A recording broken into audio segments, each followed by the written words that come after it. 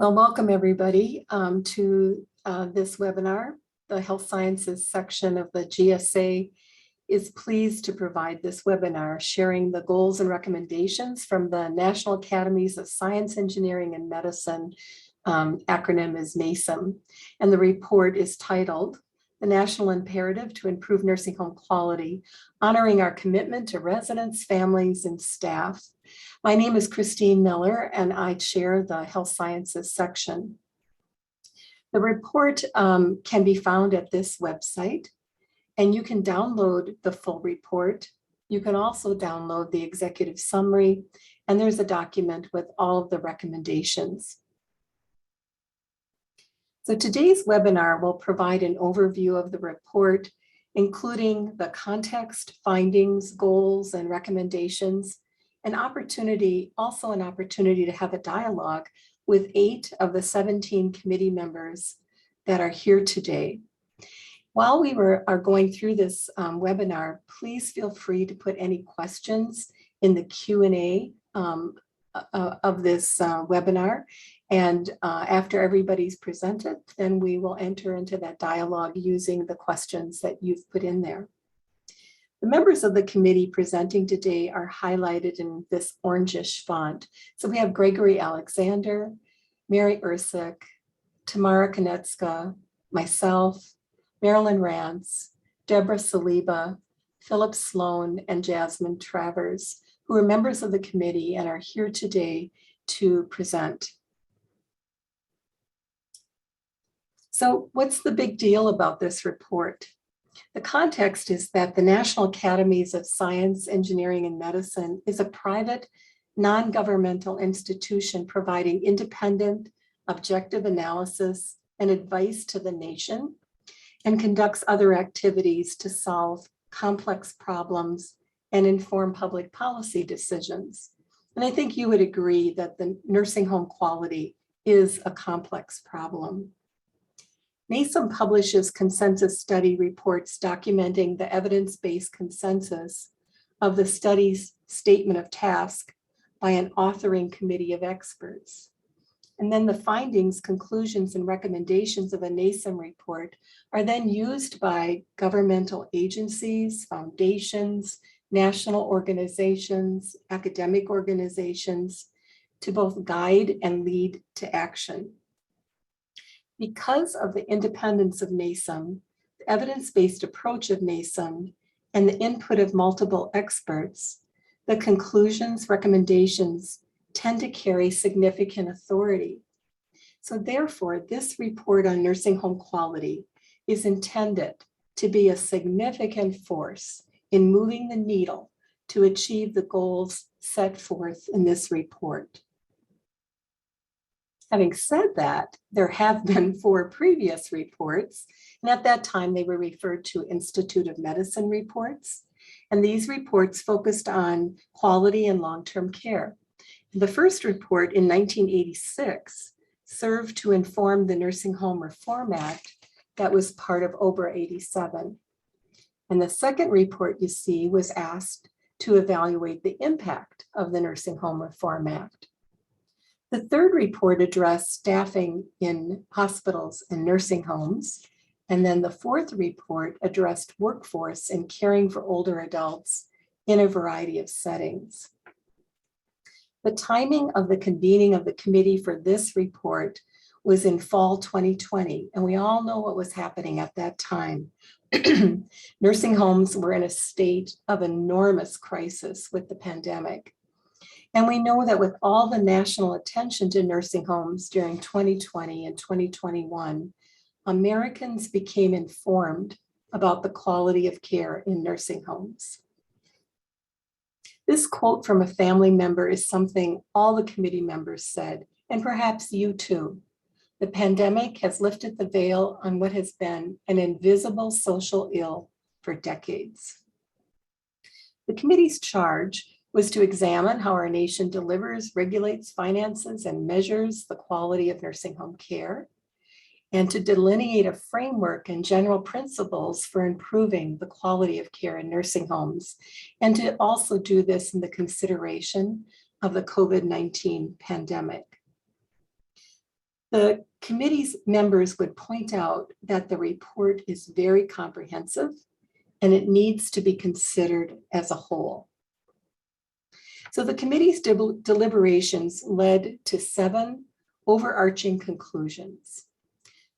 The way nursing homes in the way United States finances, delivers, regulates care in nursing home settings is ineffective, inefficient, fragmented, and unsustainable.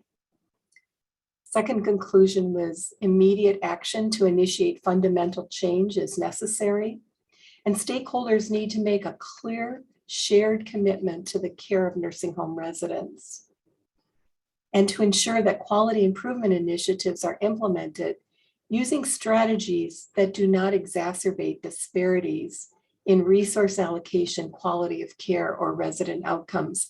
And throughout the report, there is a focus related to equity and disparities of care.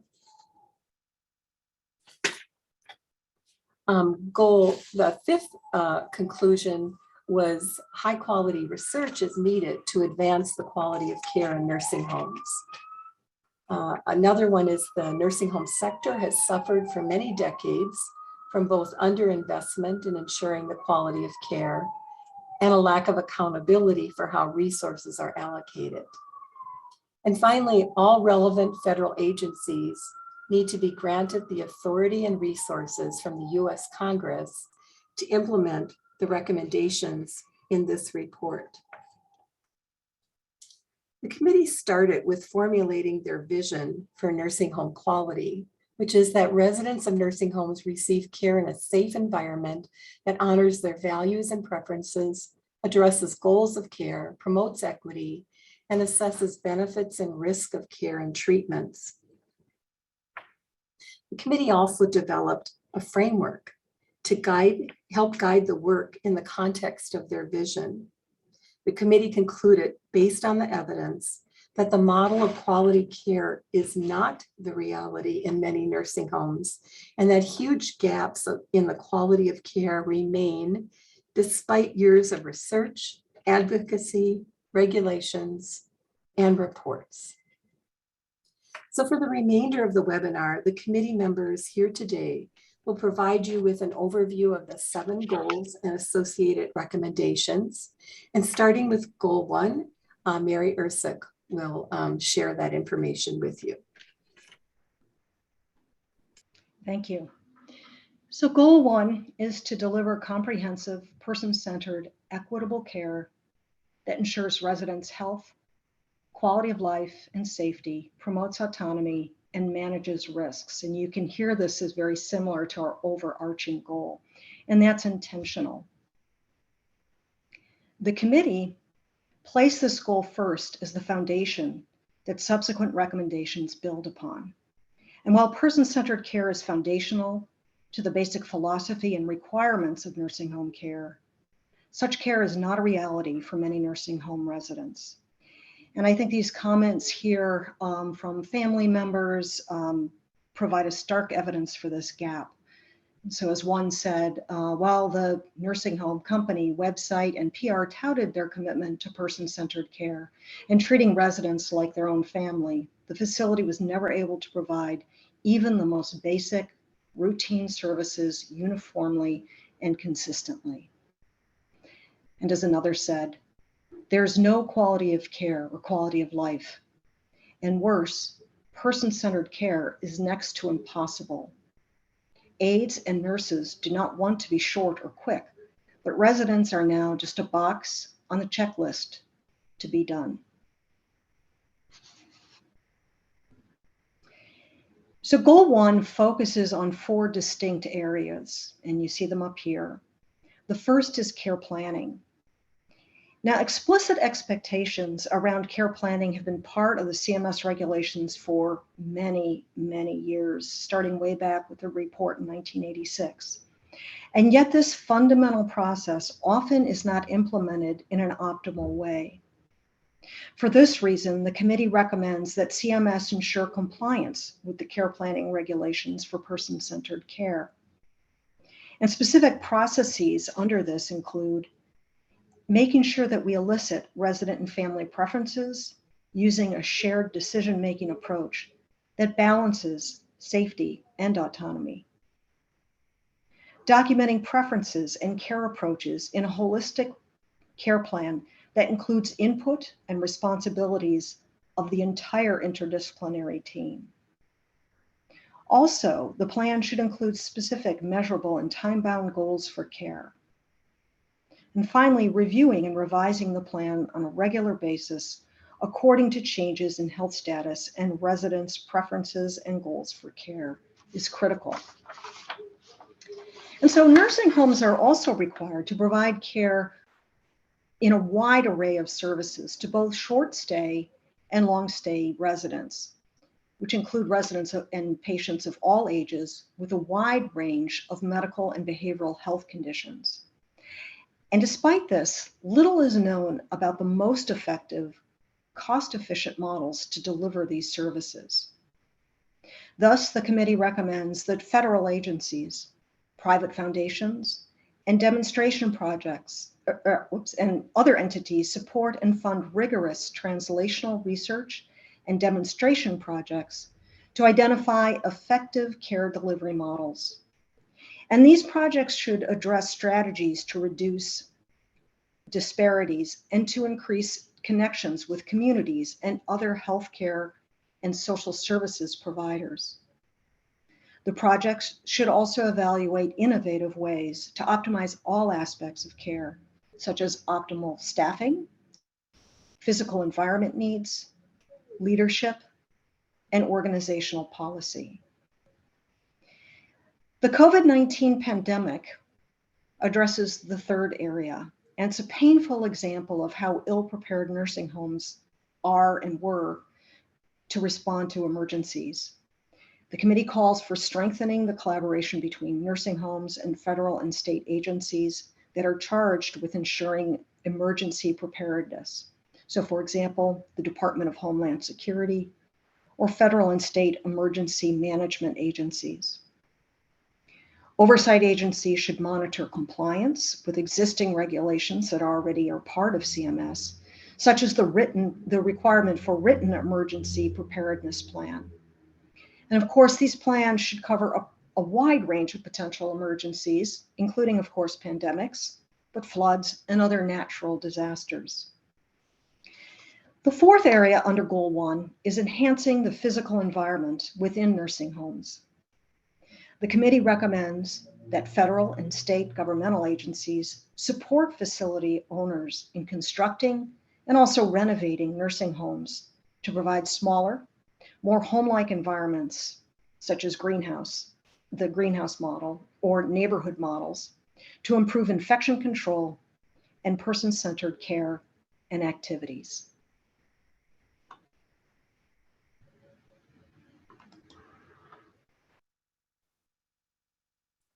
Thank you, Mary. The committee's second goal is to ensure a well-prepared, empowered, and appropriately compensated workforce. It has been a challenging 2 years for nursing home workers, to say the least, as they continue to contend with high turnover, extreme staffing shortages, and limited training, knowledge, and resources available to them, which has additionally fueled fears and mistrust. During the pandemic, certified nursing assistants, for example, often worked long shifts and were only able to see residents one time during that shift on many occasions because of limited staff. The quotes on these slides by a stakeholder and family member reflect the significant problem that I'm describing around staffing in nursing homes. The first from a representative from Leading Age: there are so many types of facilities I've been in, and no matter what, staffing is what makes or breaks it. And then a family member states, the reality is that the staff is underpaid, overworked, undersupported, and insufficiently trained to care for residents. Workers in nursing homes, many who are nurses and nursing assistants, are often underappreciated, undercompensated, and underprepared for their roles in providing increasingly complex care. Decades of evidence support the need to enhance their training, salaries, and working conditions, yet little progress has been made to improve the quality of these jobs. The committee recommends increasing both the numbers and the qualifications of virtually all types of nursing home workers. This may be concerning given the dire staffing situations for many nursing homes that I've described previously. However, robust evidence demonstrates the positive impact of enhanced staffing and training requirements on the quality of care. Enhanced requirements will further professionalize the nursing home workforce, which, when accompanied by improvements in the work environment, will contribute to the desirability of working in a nursing home. First, successfully recruiting and retaining a high-quality workforce depends on more than adequate compensation. Rather, the committee calls for ensuring competitive wages and benefits, including health insurance, childcare, and sick pay for all nursing home workers. Next, the committee calls for the immediate implementation of higher staffing standards in nursing homes. For example, 3 previous studies of the Institute of Medicine in 1996, 2001, and 2004 recommended the 24-hour presence of a registered nurse, yet this has not been made a requirement. More concerning is the same federal staffing regulations have been in place for decades, even though the types of residents and the complexity of their needs have changed dramatically. The committee recommends research on minimal and optimal staffing standards for all direct care staff, such as nurses, therapists, and social workers, updating regulatory requirements based on this research, and strategies for acquiring additional expertise for advanced care needs. And I'm excited to share that CMS, the Centers for Medicare and Medicaid Services, has put out a request for information to conduct this research and to understand a little bit more about these minimal staffing standards. So we see efforts underway. Given the role of certified nursing assistants or CNAs in providing the majority of hands-on care to residents, the committee provides recommendations for empowering CNAs, including career advancement, peer mentoring, free entry-level training, and continuing education, role expansion, and new models of care. Education and training requirements such as competency-based training, culture change, administration, and financial management for a variety of staff are inadequate or non-existent. The committee recommends minimum education and competency requirements to be made standard nationally. Beyond these baseline requirements, the committee calls for annual continuing education, ongoing diversity, equity, and inclusion training for all staff, including leadership, and resources and training for family caregivers and for family caregivers to be included as part of the caregiving team. This is important to truly transform the working conditions and environments that staff and residents are exposed to. A greater number of professionals need to be involved in nursing home care, such as nurse practitioners, physicians, and physician assistants. Yet data are limited on these types of workers, including their numbers and the extent of their training and expertise. The committee recommends the collection and reporting of such data, including for contract and agency staff. Finally, more information is needed regarding systemic barriers and opportunities to improve recruitment, training, and advancement, as well as for job quality indicators such as turnover and job satisfaction. I will now pass it over to Tamara Konecka. Thank you, Jasmine. Our third goal is to increase transparency and accountability of finances, operations, and ownership. The committee recognized that successful implementation of many of our recommendations, including those just described, is likely to require more resources. However, along with existing and potentially increased publicly funded resources comes an urgent need for more transparency and accountability. The current complexity of nursing home ownership structures complicates the ability to understand where nursing homes spend their revenues and to gain an accurate sense of their financial well-being. For example, currently there is little transparency regarding the practice of some nursing homes to contract with related party organizations, those also owned by the nursing home owners or by their family members, for rent or services such as management, nursing, or therapy. CMS already makes some ownership information available, but these data are incomplete, difficult to verify, and often difficult to use. Thus, we specifically recommend that CMS collect, audit, and report detailed data on the finances, operations, and ownership of all nursing homes. Second, that these data should be publicly available in real time. And third, that the database should be searchable in a manner that allows for the assessment of quality by a common owner or management company. These measures will go a long way toward ensuring the transparency that is a prerequisite to accountability. This provides a foundation for the related issue of financing and payment in Goal 4. Goal 4 is to create a more rational and robust financing system. The current approach to financing nursing home care in the US is not an intentional system, but rather a set of circumstances that evolved over time to fill the largest gaps. Medicaid plays a dominant role as the default payer of nursing home care, but Medicaid payment rates are arguably low. A large body of evidence shows that dependence on Medicaid is associated with admission to lower quality facilities and to facilities with lower staffing ratios and more regulatory deficiencies.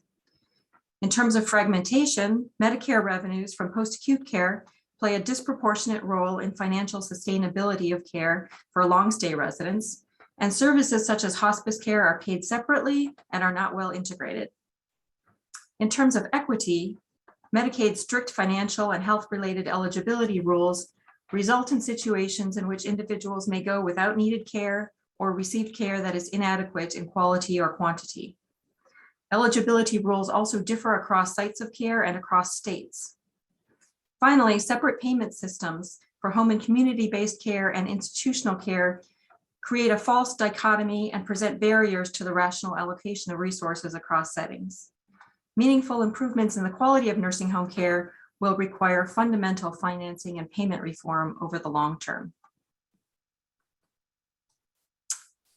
The quote on this slide is from the daughter of a long-term care recipient and illustrates the obvious, that long-term care is expensive. But it also illustrates how the current financing system places a disproportionate burden on those who are unlucky enough to need care. Unlike other types of healthcare, we don't have a national system to spread this risk across the population. Private insurance is rare and few can pay these costs out of pocket. Our specific recommendations to improve the financing and payment of nursing home care include, first, that we need to move toward a federal long-term care benefit in the longer term, potentially as part of Medicare. A federal benefit has the most potential to increase access and reduce unmet need, to reduce arbitrary barriers between sites of care, to reduce inequities in access to high quality care, to reduce differences in resources across nursing homes, and to guarantee that payment rates are adequate to cover the expected level of quality. This must begin with research on how such a benefit would be designed in order to avoid pitfalls that previous attempts have encountered.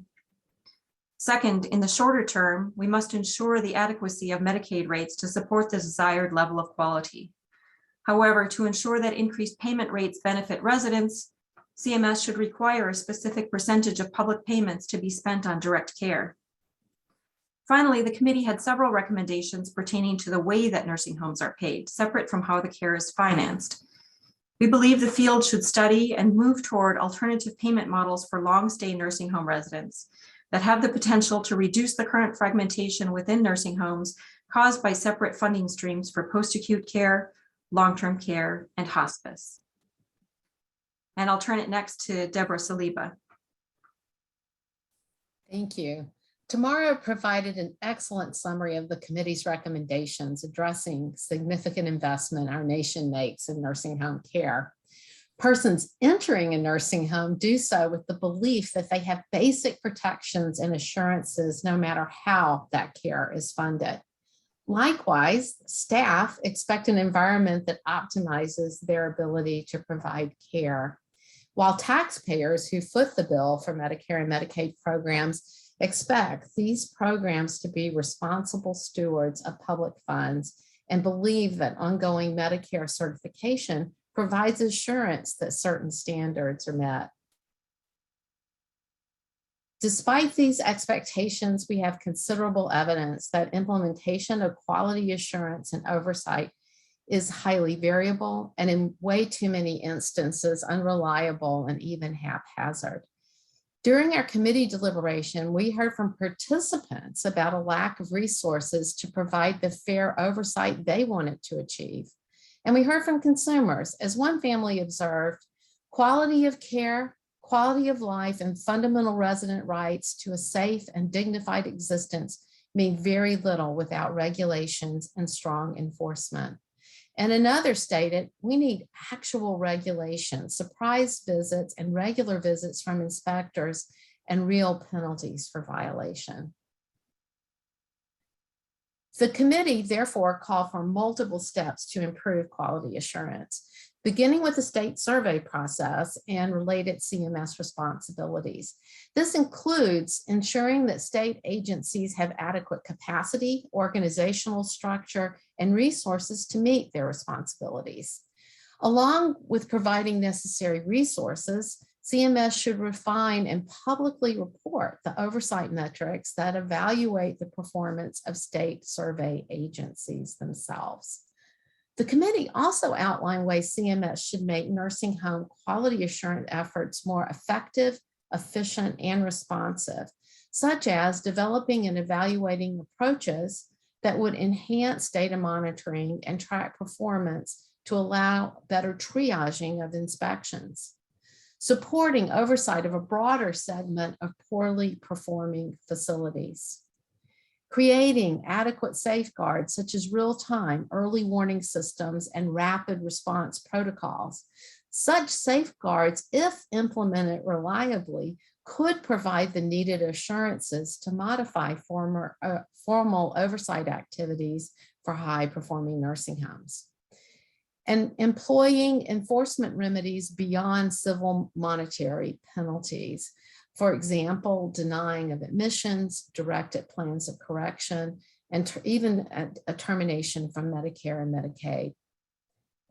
The committee also considered the long-term care ombudsman program, recognizing that it is the only entity with the sole mission to advocate for residents.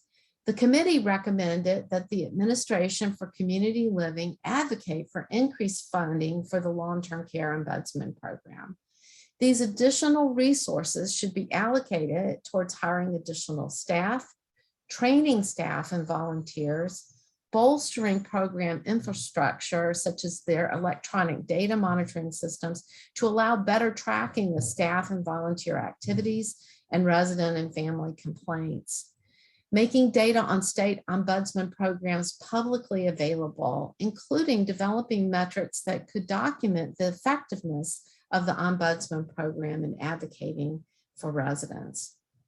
The committee also highlighted the importance of pairing transparency and accountability, specifically recommending that when data on nursing home finances and ownership reveal a pattern of poor quality across facilities with a common owner, including looking across states, federal and state oversight agencies should impose oversight and enforcement actions on the owner. These actions could include denial of licensure, imposition of sanctions, including the exclusion of individuals and entities from participation in Medicare and Medicaid, and the implementation of strengthened oversight, such as through an improved and expanded facility focus agreement. Grouped in this domain is the committee's is the committee's review and discussion of the Certificate of Need regulations, an effort to improve, which was introduced as an effort to use licensing to improve market performance. It has, however, been associated with net harm through the limitation of consumer choice and access. The committee therefore recommended that states eliminate nursing home Certificate of Need requirements and construction moratoria to encourage the entry of innovative care models, to foster competition and expand consumer choice. Clearly, an important requirement for many of these quality assurance recommendations that I've reviewed today is having strong metrics for signaling quality. My colleague, Marilyn Rantz, will describe the committee's findings and recommendations in this area. Thank you. Thank you, Deborah. The sixth goal, the committee is framed around improving quality of care. So to improve the quality of care, the sixth goal is to expand and enhance quality measurement and continuous quality improvement. Then this goal is one that I've spent most of my 52-year nursing career working to provide and improve the quality of care for older adults, most of them living in nursing homes. Working as one of the first advanced practice nurses in nursing homes in Wisconsin, as a nurse administrator, and then administrator of a large county nursing home for many years, I learned that continuously implementing quality improvement was critical to ongoing improvement in care, implementing the latest evidence-based practice. Our committee used all the evidence available, and all of our recommendations are evidence-based. And as we said earlier, implementation of these integrated recommendations are all necessary, not picking and choosing one or two.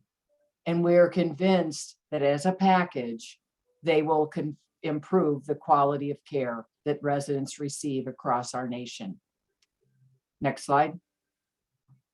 It is essential that we solicit directly from residents and families their perspectives and experiences receiving care in the nursing homes.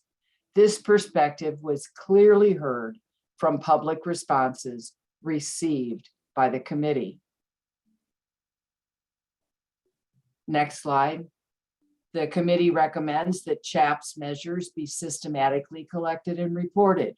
Similarly, experience measures of care in other healthcare settings have been collected and reported for years. It's time for the experience of nursing home residents to also be reported. The CMS Care Compare website provides data on the quality of nursing homes. However, many key indicators of high quality care are missing, and several improvements are needed to enhance the quality of the reported data.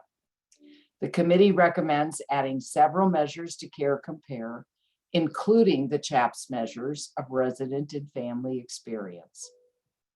The committee recommends facilitating the ability to examine performance across facilities and across state lines with common ownership or management, improving validity and improving differentiation in the 5-star composite rating. Additionally, more work is needed to develop valid measures for key domains of quality, including palliative care and end-of-life care, staff satisfaction, psychosocial and behavioral health, and various structural measures.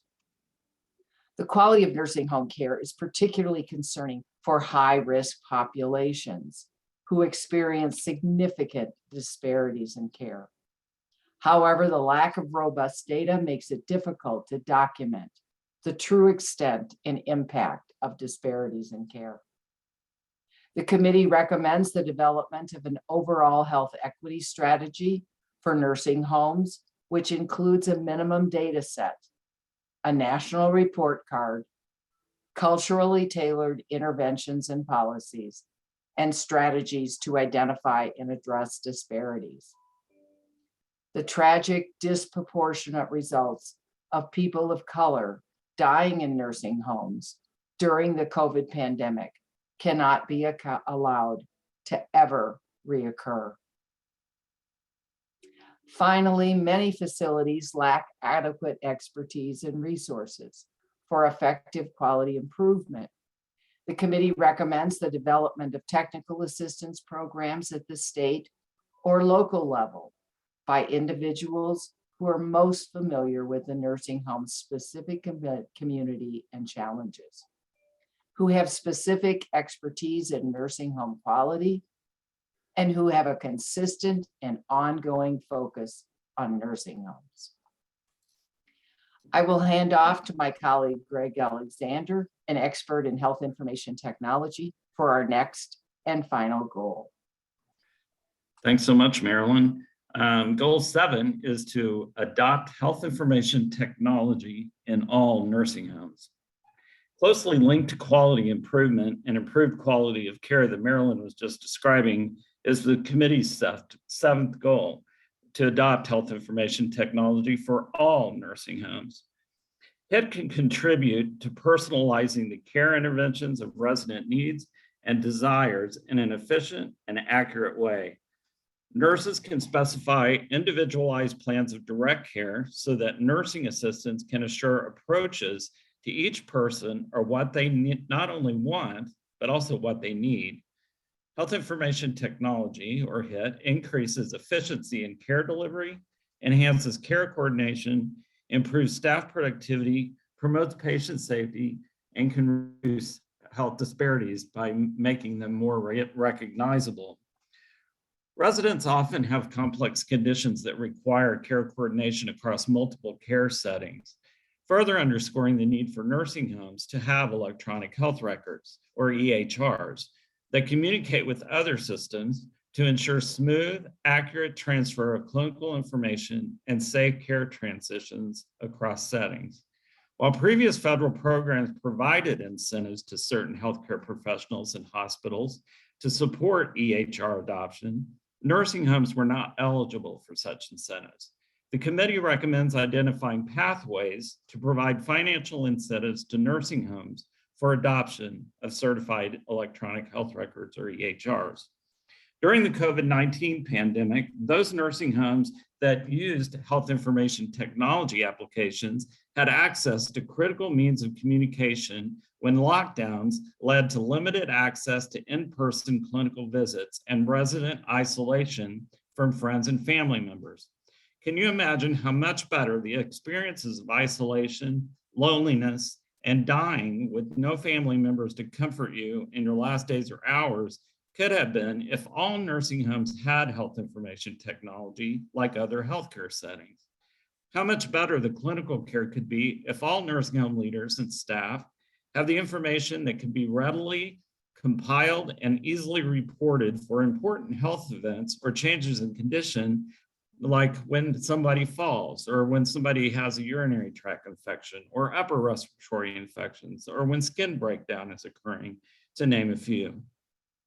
Armed with real-time information about these health events, nursing home leaders can work with direct care staff to isolate underlying environmental or care conditions that, if remedied rapidly, resolve the underlying causes and result in better resident outcomes and quality of life. That is real-time quality improvement facilitated by health information technology.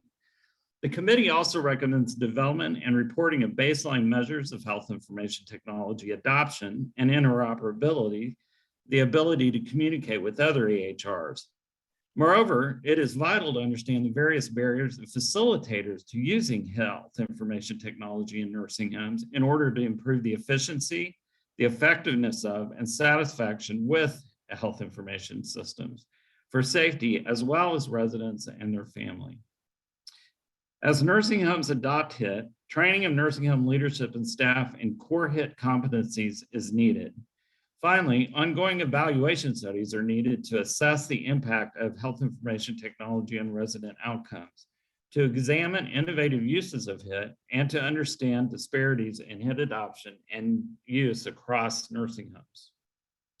In closing, we obviously only have given a very broad overview of the report, but I would like to emphasize that there is an incredible amount of detail in the report itself. It's 605 pages. It's very long. I would encourage GSA members to pay particular attention to Chapter 10. It provides a deep dive into the context and the specifics of the recommendations that we have only briefly touched on today. Our committee believes that the time to act is now. The need to reform how care is financed, delivered, and regulated in nursing home settings is urgent and undeniable. Failure to act will guarantee the continuation of many shortcomings that prevent the delivery of high-quality care in all nursing homes and pose a threat to residents' health and safety. The COVID-19 pandemic provided powerful evidence of the deleterious impact of inaction and inattention to long-standing quality problems on residents, families, and staff. At the same time, however, the pandemic serves as an opportunity for change to drive critically important and urgently needed innovations in this space. Implementing the committee's integrated set of recommendations will move the nation closer to making high-quality, person-centered, and equitable care a reality for all nursing home residents. It has been 35 years since the passage of the OBRA 87 regulations and landmark nursing home reform measures. It is of the utmost importance that all nursing home partners work together to ensure the residents, their families, and staff no longer have to wait for needed improvements to the quality of care in nursing homes. Again, the committee believes the time to act is now. We thank you for your attention, and I'd like to now open things up for discussion and invite your questions, and you can put them in the chat box or raise your hand. Thank you. And I think everybody will turn on their pictures now and wait for questions. Thank you, Greg. Yes, and if you have any questions, put them in the Q&A. Don't raise your hand because we can't see you. So first of all, committee members, I have to tell you, you did it right 40 minutes on the mark without any dress rehearsal. So I was so surprised, so thank you. So we want to use these last 20 minutes to just enter into a dialogue with you, but we have to do it through you putting things in the chat or in the Q&A. We've got a couple questions. I'm going to actually start off a question that is not yet in the Q&A just to get us warmed up, and I think any member of the committee who's here can answer. And that is, why do these goals and recommendations have to be considered as a whole? I'd be happy to jump in on some of that. It's also, related to one of the Q&A questions I see already written in. They have to be considered as a whole from, I think, several perspectives. But one is that they aim at a level of quality that's higher than what we've been expecting and what we've seen delivered over the past few decades. And in order to achieve that level of quality, we need, for example, more resources. So I think we don't want to view some of the recommendations, let's say, to increase staffing without also considering the reforms to payment and financing that would make those higher staffing levels possible, right? So some of the financing and payment reforms certainly go hand in hand with the other recommendations that we have included in the report. Similarly, there are other kinds of goals about quality of care and resident quality of care that can't be achieved at certain staffing levels, right? So I think they're all just inextricably linked to each other, and to pull one recommendation out without considering it in the context of others would lead to failure. And another way of putting it is there's no single magic bullet. I know people have been striving for that for many years, and it really takes an integrated approach, and that's what we attempted to do. Well stated, Tamara. I also think that the nursing home industry is part of the healthcare sector. And if you look at other parts of the healthcare sector, like hospitals, ambulatory care agencies, places like that, they have very rigorous quality improvement programs, very robust reporting systems. They have finances that long-term care doesn't have. If we're going to make a system that is well integrated, where people move back and forth, that are cared for in a systematic continuum of care, we have to be able to have a system that operates the same way, and nursing homes don't right now.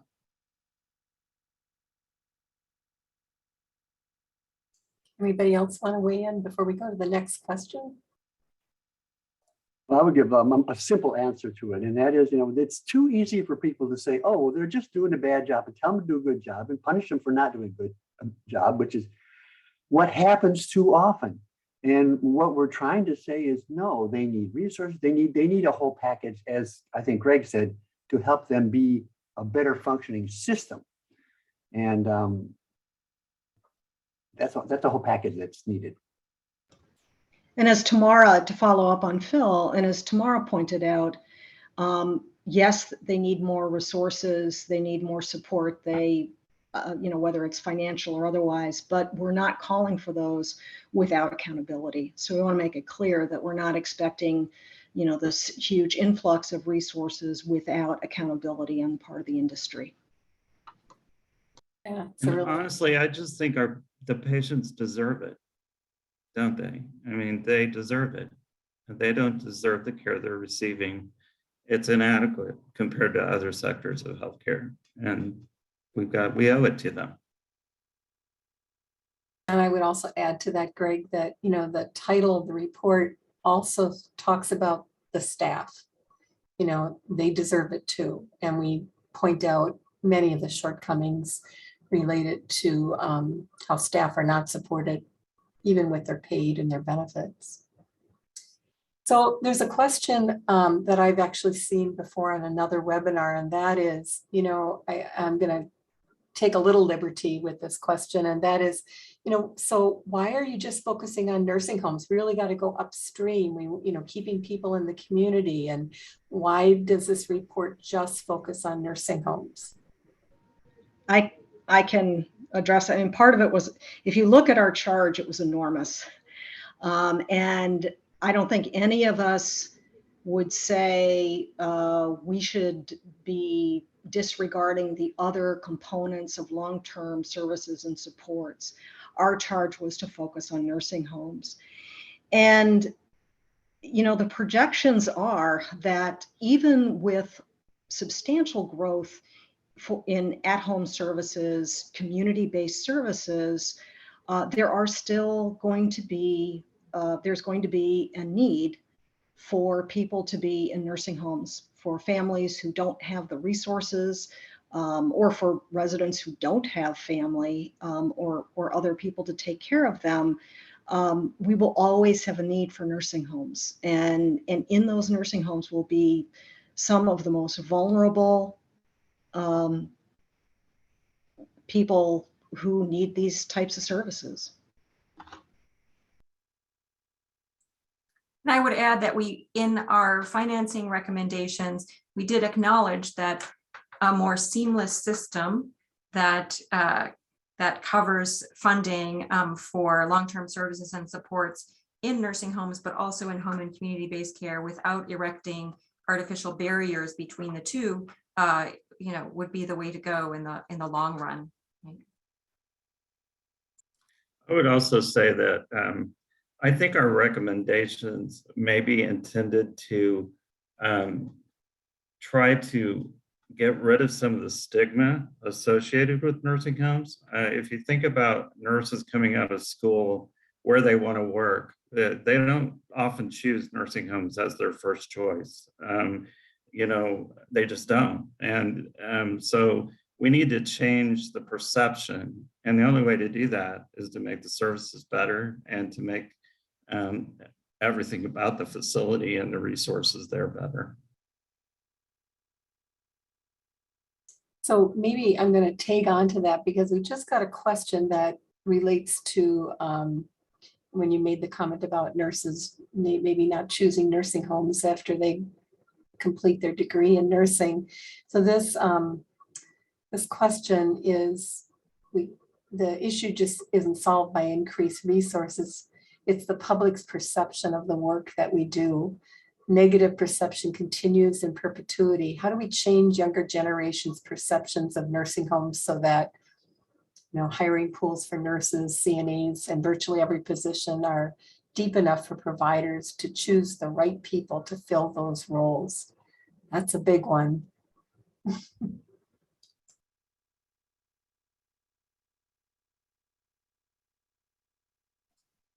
Well, I'll give it a shot.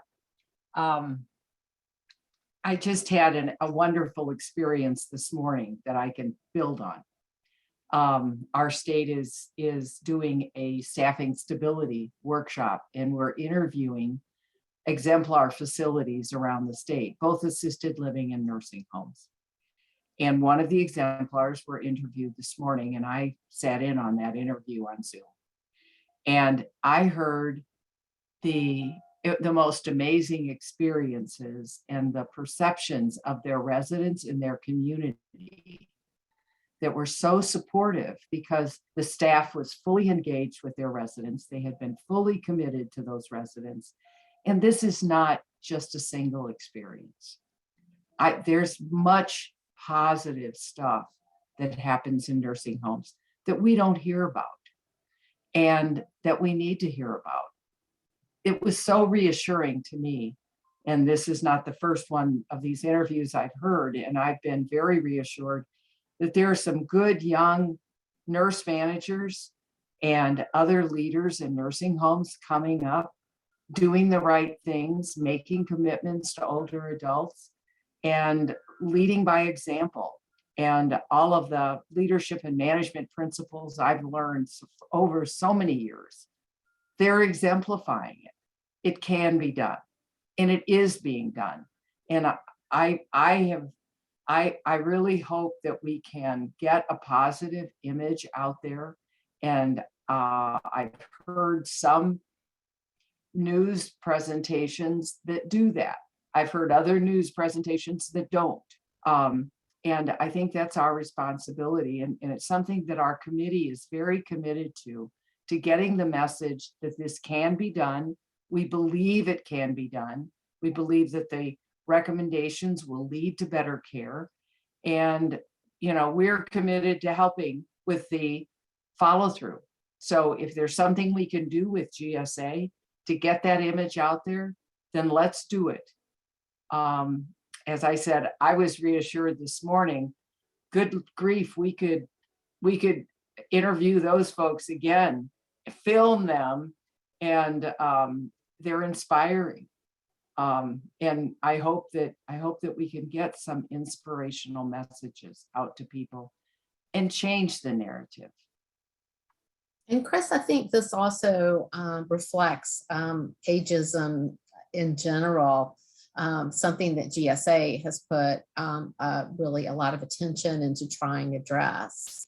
And when you walk into a nursing home, you really are, to a large extent, facing age and some of the challenges of aging. And so I think we need to continue as GSA, as a society, to really focus in on how do we overcome this ageism that is faced. And to follow up on that, I completely agree, Deborah. And I think the strength of GSA is we have many of our long-term care professional organizations tend to focus on one or a couple of health professions. And the advantage, or I think the strength and the potential at GSA is it's such a broad swath of not only academics, but also people who are working in the field. And I think that allows a really expansive view of how to look for solutions.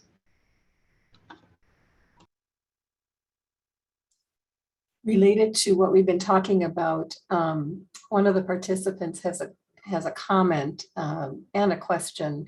So started out by saying, yeah, there are the ombudsman program exists, and but this person's saying, we need to maybe have, so ombudsmen have agendas, right? They have to advocate for the residents. They have a role, a responsibility. And so this person's saying, well, what about the benign companion volunteer who comes to visit the resident without an agenda and just befriending and creating individualized activities? And then went on to say, if we used more that kind of a model with volunteers, they could become ambassadors and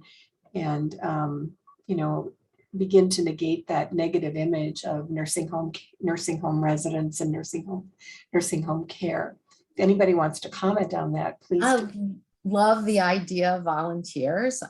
Having when very years ago, we started a shelter that was run primarily by volunteers, and did that, which is a little bit different than nursing home. But our experience, it takes a lot of staffing to manage volunteers. So I think it's absolutely infuses so much energy, and also, as the questioner points out, helps to improve integration with the community, and creates ambassadors. We need to be very, very sure that we recognize, and when we do our studies, to look at the time that how much staffing we really need, that we account for the fact that management of volunteers is a significant time requirement. Yes, I think you need a volunteer coordinator, basically, in order to make it work. I did have an example. I was a medical director of a facility a while ago, and one of my former students with a master's degree, I talked her into becoming the director of the Alzheimer's unit. And she had a friend who taught a psychology of aging course, and they had 60 students every semester, and they all had to volunteer. And she said, well, you will all volunteer at this nursing facility. And it was absolutely incredible, because this person who was the director of the unit knew dementia and knew long-term care, and she taught them skills and taught them, and they had all these little groups, but that's one model. And I don't know how that's not very replicable. But I think maybe we ought to talk about the volunteers who come in on a regular basis already. I'm talking about family especially, and whether we can use, we can help them be more effective. There's a lot of small things that could be done, but I think this report is talking about some bigger things that can be done. Because if you just have a few places that have unusual circumstances, then you've got everybody else who still needs help. Well, we have 3 minutes left, and I'm going to ask a question that probably could be a big question, but we'll see what we can do with it. It was in the chat. And the question is, how much political commitment is there for the investments that are needed? Are there any best starting points? That's probably beyond my crystal ball. I don't know how many on the committee, what was it, a week before the report was released, nursing homes were mentioned in the State of the Union address. I don't recall that ever happening before, not that I've listened to every State of the Union address. But I think, Greg alluded to this earlier, that we may be at a point where, despite the decades, really the decades that we have been talking about some of these things, maybe we're at a turning point. We've got a couple bills that are making their way through Congress. So cautiously optimistic. I think we can see everything that has been recognized during the COVID pandemic as really a catalyst to have change happen. Not just that it's shining a light on what the problems are, but that there is much more consensus around the idea that something needs to change, and it needs to be significant change. Yeah, and I don't know if I share quite that much optimism, but I kind of feel like if not now, then when, right? We've never had this much momentum. So if it's going to happen, it will happen now. Now, I was, go ahead, Phil. Could it become a bipartisan issue? Wouldn't that? I think so. I was in on some of the congressional staff briefings, and then on the CMS briefing, and I was encouraged by the interest and the openness and the requests for follow-up. So I'm I'm cautiously optimistic, like Mary said. I think that's a good term. You know, and I want to be extremely optimistic. And I think organizations are the key now. We need GSA. We need the power of this organization. We need the American Healthcare Association.